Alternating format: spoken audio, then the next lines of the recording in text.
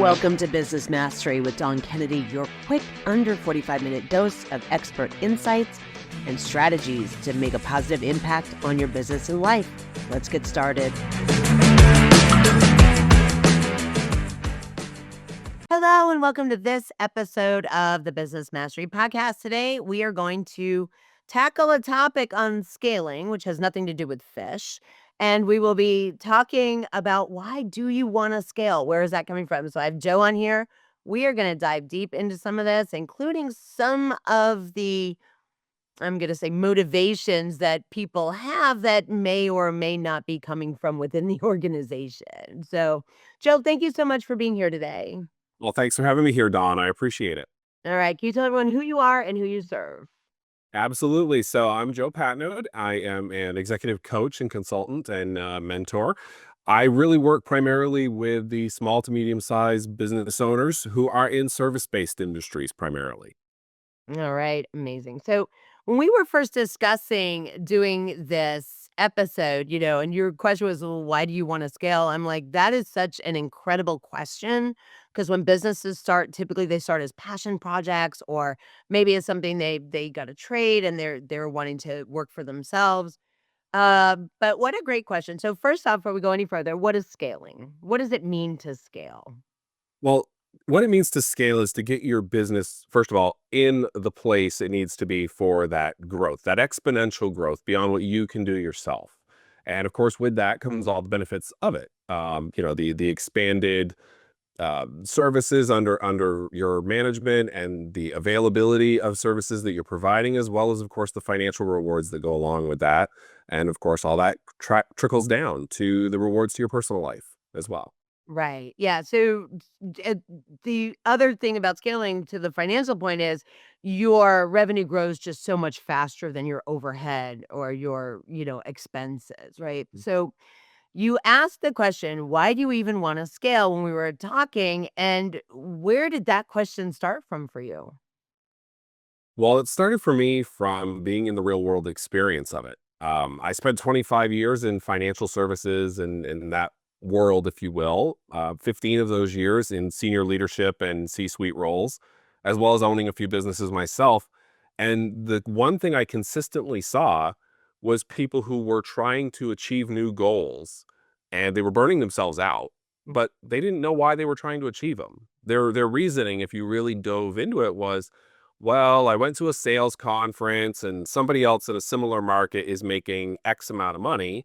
And so I was told I could be and should be if I just did these 1, 2, or 3 steps.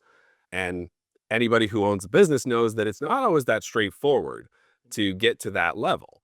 And so it really made me sit down and evaluate, well, why is this happening? And that's really where it came down to. And when I realized I was asking why, I realized that, well, you have to know why you want to grow first. Right. So let's just talk about when people have to start asking themselves, why are we scaling? Right. So do they get to a place where all of a sudden they're happy, things are moving along, but they have this external pressure a lot of times? Or do they, like you said, read something or go to a thing and have an internal pressure, but those pressures are not coming from a place of this is actually what I want to do? Or is this coming from a place of I need to grab market share? Well, it really depends on the individual business owner, but I would say it is a combination of all the above, Don. So the first thing that I take away from that is as service business owners, and again, this is any service-based business, your world is a little bit different than producing a product. You can always just buy another machine to produce more products per hour. But with a service-based business, we're often taught to think of ourselves as the business. And so we grow to a certain point and we get into that mindset of you've got to grow, you got to hustle to get our businesses off the ground and get them going. It's hard for most business owners to get out of that mode and go back to, well, why did I start it in the first place? When you combine that with, I was talking to somebody at a networking event or I was at a conference and you're hearing all of these other people say, well, I did this one thing and all of a sudden my business grew. It makes you feel inadequate as a business owner. It makes you say, why isn't my team delivering those results? And it actually creates an adversarial feeling often among the owners and the business itself. And I say the business itself because it goes beyond just the staff. A Right. lot of owners start to resent their business because it's not delivering what they feel it should be. Okay. So that's interesting. Have you run into people that have come to you for, scaling and things after they've been at a certain place for a while and now they've kind of developed an internal desire? Or do you see that less than maybe somebody who comes to you and says, I heard, or I feel, or I should, or I saw, or I read? Yeah.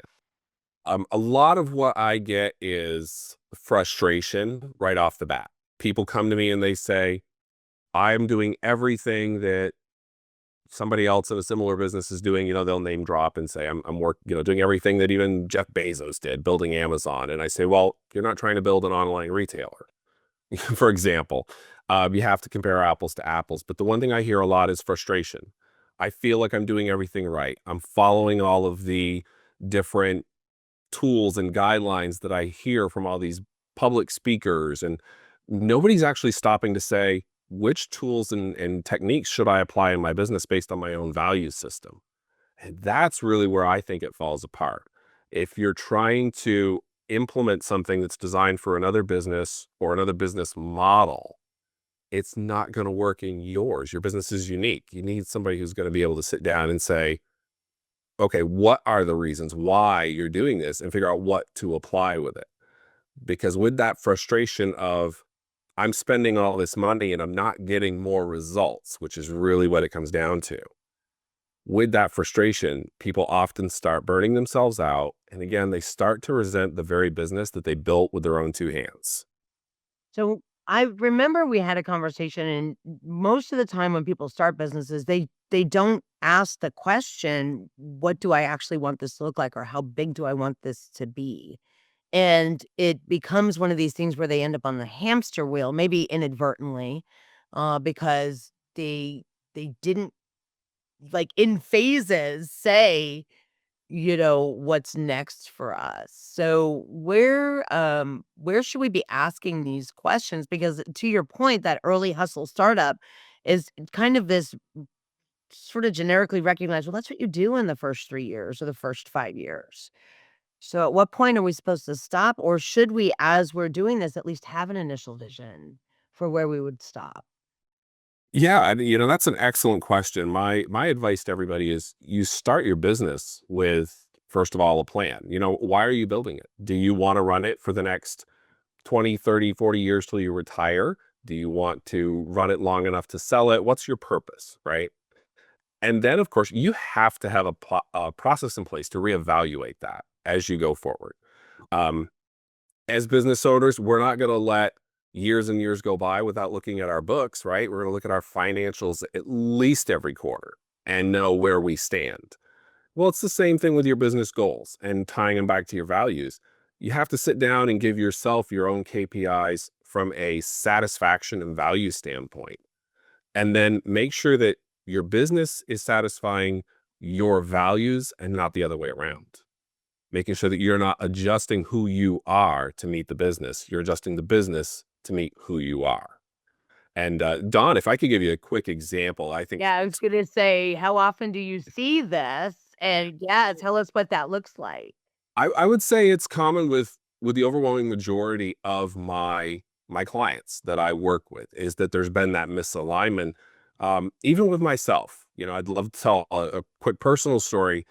When I built my second financial practice, I had built one many, many years ago. I got caught in the hamster wheel trap, decided I didn't like it, sold it, went back to the corporate world. Fast forward many, many years. And in about 2019, I actually went out and built another financial practice. Um, Started from scratch, built a book of business again and everything else. But I knew right from the get go, I was not building that business because I wanted to do it for the next 30 years. I built that business because I was taking care of one of my parents. My mother happened to be diagnosed with cancer. Mhm, And when she was diagnosed, it was stage 3. So we knew what to expect in the future. mhm. I built that business because as a financial advisor, I knew I could build in my schedule to be as flexible as I needed it to be for her. Okay. So When I built that business, that was my value. That was what I wanted out of it. Obviously, I needed, financial support. So having the business itself, having an income was important. But building it for the flexibility I needed in my life at that time was what motivated me. When I did that, knowing that I didn't want to keep it forever, I also built in my exit plan right from day one. Right. And I think that's where a lot of people miss too is if you don't know how and when you want to exit your business, you're just growing for the sake of growth and you're not actually planning to build any value at the end. By doing it the way I did, within 3 years, I was able to sell my practice for exactly what I wanted. And, I even there during that time built out my own PNC insurance agency as well, and coupled that with that and went ahead and sold both of those businesses. So for me, I got exactly what I wanted from that business and more because for me, selling the business for a profit was actually a bonus. Right. Because you built it for what it was intended to do, and that was, again, to give you that flexibility. So that was your second business you were building. Do you think that you had more wisdom about what you wanted to do in the exit plan because it was your second business, because you've kind of been there before? Do you think that this is something that we should include to any startup? Like, do you have any vision for the future?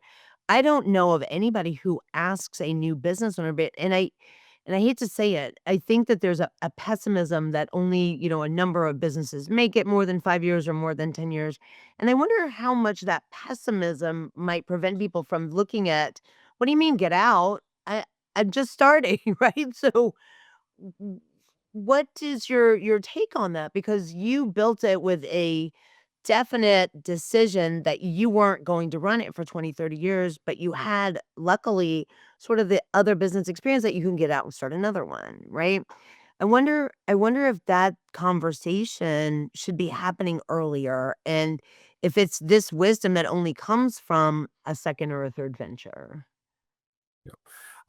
It's a combination of all the above. I do think that it is something everybody should be asking when you start a business. As I said, that was my second financial practice and my first PNC agency. But I've had having built and sold other businesses even before I got into financial services over 25 years ago. It really was the same mentality. My first business out of high school was a landscaping company that I sold to one of my major competitors 3 years later. So, things like that, yes. I think it's very important to understand where you want to get out and when and why. Quick examples, you have some people who want to pass the business on to a family member, maybe a kid or a grandchild. You've got some people who want to sell to competitors, some people who want to sell to another entrepreneur. Some people want to just wind the business down and retire and sell off whatever their client base is. But I think the biggest problem I see is that so many people in service-based businesses have been trained to think that they are the business. Right. It really hampers their ability to see how it could be valuable from a sales standpoint and how they can make it more attractive to another business owner or potential business owner. And with all of that, if you don't know where you're trying to get to, how do you get there? It would be like, I live here in Florida. It would be like getting here in Florida and saying, okay, I'm in Florida. I'm going to go to Walt Disney World and not knowing which highway to get on. So you just drive up and down all the interstate systems, hoping you're going to land at the theme park. It doesn't happen. You have to know which highway to take and which exit to get there. Right. All right. So you brought up personal brand, people being the brand. I do want to delicately tread into those waters. And the reason is that is the new thing, right? I actually just saw a LinkedIn this morning that was like Alex Hormozy, that nose strip he wears, that's his personal brand, you know it, right? And the importance of personal branding. And this post was people will connect to you as the business, as the brand owner, and that's your personal sake. And then I look at someone like Sarah Blakely, who had Spanx. She does have somewhat of a personal brand. She's got kids and all the things that she posts. She started another company called Sneaks. And I think that those products do stand independently of her. but she does also have services as well. She's a speaker and all those things. So when you're a service-based business and you do make yourself the brand of the business, how true is that to the valuation, the ability to sell? Because this is the hot new thing, is if you are in services, you are the brand, and it's not your services, it's how you deliver them and who you are as a person. Well, and you just hit the nail on the head. It's who you are and how you deliver it. So Alex is a great example. Alex Hermosi, a lot of us in this industry know him. You know, we all see what he does, and he's very successful. He's very, very good at what he does. But if you call Alex Hermosi's information line, you're not speaking to Alex directly. You know what I'm saying? He has trained the people he has working for him to be able to deliver on his message and to sort of be an extension of who he is. And that's exactly what anybody in a service-based business really needs to do. So that starts, a lot of people will tell you that that starts when you hire somebody. I disagree. That starts with knowing what you want that person to deliver and designing and knowing who your avatar is from a hiring standpoint, because we all know who our avatars are from a marketing standpoint, right? All of us know who we want for clients. But we don't stop to think about who we want on a values-based system from an employee perspective. We're often trained to just create a job description and see if you think the person can fit that job description when you're doing the interview. But in reality, it does go back to being able to decide what's trainable and what's not. And there are certain things you just can't train. Like you can't train ethics, in my opinion. People either are going to behave ethically or they're not. You can't train work values. People are going to show up and be excited if you give them a reason to, but you can't force it. So I really think it all goes back to understanding, who you are to know who you want to work with, and then how can they deliver as an extension of you. So to bring that back, Don, to your original question of, how does that impact exit planning and being able to sell or what have you with the business? If you've already trained a staff and you have an operating system built into your business to deliver on your values, now your name and your face start to become less and less important because your business is known for the values it delivers on.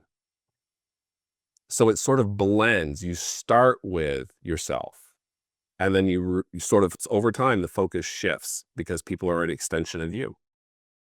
Okay, so I'm going to go one step further and say, so when you're looking for a buyer for a business, I'm going to say you probably very carefully make sure that the infrastructure that you put in place, your value system, the way you deliver services would have continuity to the buyer, because I do know sometimes people will look at acquiring a business and it's not necessarily to keep everything in place.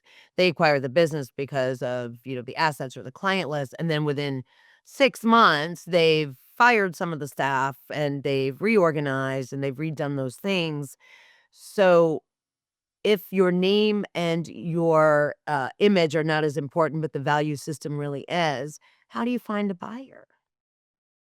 Well, for one thing, you're going to want to look for somebody who's very skilled in this area.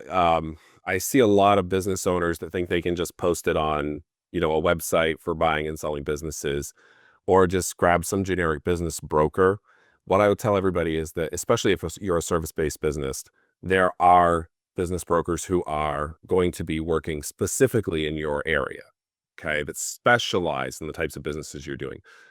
Always try to find somebody in that area. And it should be very much like your process for hiring. You want to go through and you want to evaluate their values. Do you feel like they're really looking in your best interest? Do you feel like this person who's helping you sell your business actually aligns with your values and your strategy? Would you hire them to work for you? If not, you're probably working with the wrong broker and they're not going to bring you the right buyer. Okay.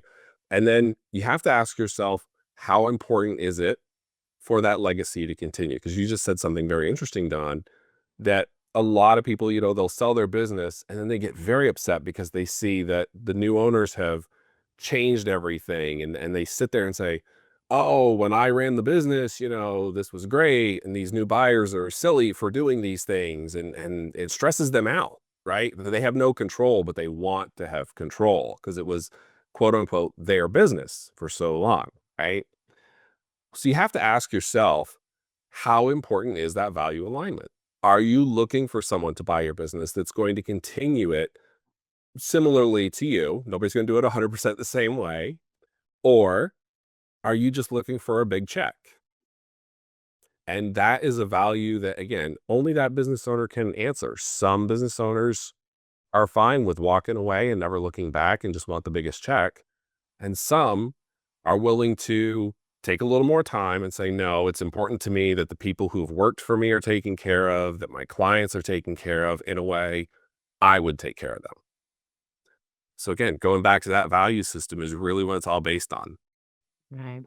All right. So let's go right back to the why you wanna scale, and let's say that you have somebody who doesn't necessarily want to sell or pass down, that that's their retirement plan. I don't know how many times people start businesses in their 50s, 60s, and 70s. It's a hobby, something that they've always wanted to do, and actually they're not interested in doing maybe too much more with it, or maybe they left corporate and they're consulting for a couple of years. They built a nice book of business. What do you say, I guess, to people who are not swayed to scale and they just wanna be where they are? There's so much pressure to keep growing. There is so much pressure that success is measured that way. What do we say to the people who are like, after listening to this conversation, not really interested? Yeah. Well, that's part of your value system. That's part of your strategy. If you are happy where you're at, you don't have to grow just because somebody else thinks you should, or because somebody else says you have the potential to. If it's not going to make you happier and it's not going to add to your life, then there's absolutely no reason to grow. Now, that being said, you can always make, strategic alignments within your business to make things even easier. If you're working 50 hours a week right now in your business and you want to work 40, a lot of times that's done through simple realignments internally, whether that's realignments with your team, realignments with your business assets. But that's really all based on the values again. And with the exit planning for that type of business, keep in mind, even if you're just doing a hobby business to help supplement retirement or something like that, every asset your business has, whether it's physical or intellectual property, is going to have a value. And knowing whether or not you are interested in tapping that value and to what extent is going to be key. Because if you're not interested in selling the business, you've still got to dispose of the assets at some point. Right, right. Okay. Yeah. So, yeah, I think it's important for this discussion that you start early and kind of have an exit plan, that you revisit what you actually want to do with the business. Like you said quarterly financials. What are we thinking? Annually, you want to look at this. You want to look at how happy you are. What are the metrics that would help us kind of guide the decision when we do a review? Yeah. So it really is going to be based on what I call the star scalability method. So that's where we do a full assessment of your strategy and whether or not it's aligning with your values, your team, all of the assets that your business has, again, physical, intellectual property, and so on, and then the reward system you're building around that. And I think it's good for everybody to sit down and at least annually go through a full assessment of that. And then quarterly, you're going to benchmark yourself and say, am I achieving the goals I set for myself at the end of the year or, at the end of the last quarter, whatever it may be? So are these goals, I mean, I know generally when we hit goals and markers, we have some sense of satisfaction because we hit the metrics and the KPIs are working. But when you're doing this star assessment, I almost feel like there are some maybe non-tangible things if we're hitting the goals and we're seeing the numbers. What are those non-tangible things we should also weigh in? Yeah. So a lot of the non tangible things are going to be just sitting down and assessing how you're feeling about the business. We're going to ask some very pointed questions, some that get a little uncomfortable sometimes, uh, about, where are you spending your time? How are you feeling about what you're doing? What's your relationship with your staff? And then with your staff, what's their relationship with you and with each other? Quite often, the perception of culture from the owner or CEO perspective is not the same as the perception of culture from the staff perspective. Staff people are not stupid. They know they have to play the game, but you need to be able to ask the right questions to figure out, are they telling you what you want to hear, or are they really happy? Or is there an underlying condition? We're going to look at then it does tie back to some metrics, obviously, that are measurable, things like attrition rates and things like that. But we're going to ask a lot of those, again, non-tangible questions to see, are people growing? Do they feel like you value them and you want them to grow? Because the person who feels valued is going to do way more for you than the person that's incentivized with money, nine Right. times out of 10. Right. Very true. So we do the STAR assessment. We look specifically at how things are going. And I agree with you. The perspective you have is the seat that you sit in. If we're all in the car going the same way, passenger seat has a different view than the driver who's back seat, right? We're all in the car, we're all going the same way, but our perspectives out the window are going to be different. So I really appreciate that. The I guess the thing is when you come to the realization, because you do work with these people and coach these people, that they're not happy, they're in that burnout space when they come to you. How do you help them make the decision that, okay, maybe I'm so far burned out that this is just not going to keep going? Or maybe I do need to exit, or maybe this is something that is starting to be detrimental to my life and the way I want to live it. Versus, we can get over this baby burnout bump is what I call it. It's just kind of that place where everything sort of gets a little muddy, and then it's the messy middle, I guess is generally what it's called. And you put them on the path to move forward. How do you help them figure out the difference? Because I know people listening, there's gonna be some people on here who's like, "Yeah, I'm burned out." It's like, "Okay, what does that mean?" Well, quite often, a lot of folks sort of misassess their own reason for burnout. And what I mean by that is they look at what's right in front of them, and in that moment they say, okay, this is the reason why I'm frustrated with my business. But what really has to happen is you have to have somebody from the outside, which is where, myself and other coaches come in. You have to have somebody from the outside that's not afraid to ask the tough questions that are uncomfortable and to say, hey, you're doing this wrong, or there's a better way. Um, Sometimes when you're in it, you can't see it. We've all heard the expression, you can't see the forest for the trees. Well, there you go. When you're in it, you're too emotionally connected to it. And having an outsider come in and say, hey, this is what's going really well with your business, this is where improvements can be made, is really the best thing you can do, because the most scalable businesses are built on clarity, not just on processes. They have a purpose. And getting back to that purpose is huge. I'm thinking of a client right now, actually, that I've been working with for the last few months. We started working together back in May. And one of the first things we did was, she was really frustrated with her onboarding experience. Well, we got looking at her onboarding process, and it was, a disaster, for lack of a nice way of saying it. And it was taking 2 to 3 weeks to even get new account paperwork done. Oh, wow. And the reality was she had too much staff. As crazy as that sounds, she was bogged down because she had too much staff. We actually realigned some people. We helped one person exit who wasn't really happy working there anyway. And the amount of money that we spent on helping that person find another job. And yeah, we helped pay a career coach for them and everything to get them out into a better situation. They're happier. My client's business is running better. And her average onboarding time now is less than 3 days. Okay. And does that take that frustration down to where we're not, because again, the frustration versus the burnout. Can we discuss that a little? Because how did that turn things around? So, well, that was just one step, obviously, in reducing burnout. That was one frustration point. There were obviously many, but it's finding those frustration points, because burnout doesn't happen from just the one thing that you're fixating on. It rarely does. I've seen a lot of RIAs, for example, the owners get very frustrated and feel like they're burning out because they're spending more on marketing and not getting more clients in the door, or that they're getting more clients, but profitability is not going up. That's never a result of one thing. Okay. There's often several little things that suddenly add up to exponential results. So again, going back and saying, what's working, what's not? How am I aligning the value system of my business with what I'm trying to provide my clients? Am I delegating? And that's a big thing with the team assessment is not only am I delegating, but am I delegating the right things to the right people? And do I have the right people in the right job? Yeah. Okay. The asset side of it, leveraging your intellectual property and your tech and everything else, that's very right brain, if you will. You could sit there, you could draw out a chart and you can organize that.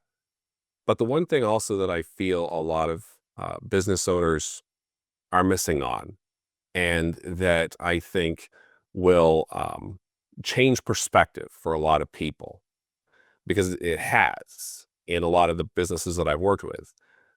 You really have to focus on rewards, not results. Mm. Okay. I know I'm the oddball coach on this one. So many people are like, oh, you have to know what your KPIs are. You have to focus on the results. Well, results can be negative, and you focus on something, you're going to get what you focus on. If you're focusing on negative results, you're going to continue to get negative results. You need to figure out what your rewards are and chase the rewards. And that helps prevent or turn around those people on the fence burning out, questioning, scaling, questioning, keeping going as a business owner. And so Exactly. A perspective point, Don, as you just mentioned, think about how powerful it is to say, okay, my goal is to grow 20%. I'm just making up a number here. If you're focusing on the results and you grow 18%, you've failed. mm, yeah, Okay, now you're going home at night thinking my business didn't meet its goals. We failed. Instead of, okay, we got 18% growth, which is tremendous in our industry. And now, how do we get that other 2% plus? right. Because now it's a challenge that's rewarding to work for, instead of a negative where everybody failed because the goal wasn't met. And that small perception change in the CEO's mindset will change how they interact with their staff as well, and changes how the staff responds to them.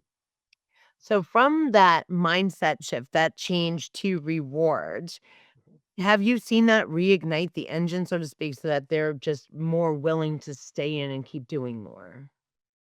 Absolutely. Yes. I've seen it have several impacts. Once you realize that you don't have to be a one-man show with 20 staff members or what have you. um, First of all, making that change alone is super impactful, because it helps the staff feel more empowered. It helps them feel more respected. Then they can continue to take on more. So it becomes a self-fulfilling prophecy, and sort of cyclical, right? The more you trust your staff, the more you can trust your staff. The more you trust your staff, the less you have to be involved, and the more decisions you can focus on that give you rewarding feelings. So you can go back to doing the things in your business that you enjoy doing, instead of managing the business. So if you enjoy sales, you can go back to that. If you enjoy marketing, you can focus on that. You can focus on the high level things, and you can have the rewards of growing other people. Whereas most people are caught up in the day to day, and they're becoming a bottleneck themselves. Right. And that goes all the way back to that first question of why do you want to scale? Because when you become the bottleneck and the toad in the road, I mean, that is probably the frustration point where people find you. Exactly. Exactly. And frankly, most people find me after they've already tried a more generic coaching approach that hasn't worked. They usually are coming to me and saying, I've tried coaching before. Why should I talk to you? Yeah. Yeah. And that's one of the things we do, is we sit down and say, okay, well, we're not going to apply a generic template. Your business isn't generic. Yeah. Very important that Right.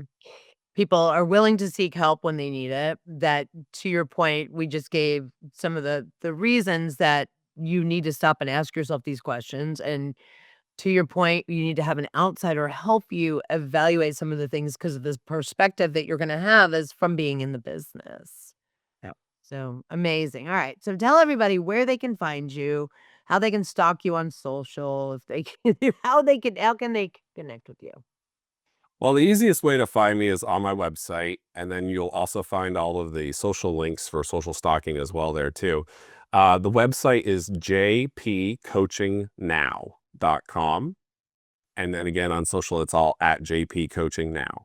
Amazing. All right. So we're going to put all that down inside the show notes. So if you find this on the day that it launches or even 2 years later, you will be able to hook up with Joe if you need to have this conversation with an outsider, which to the point of this podcast, everybody does.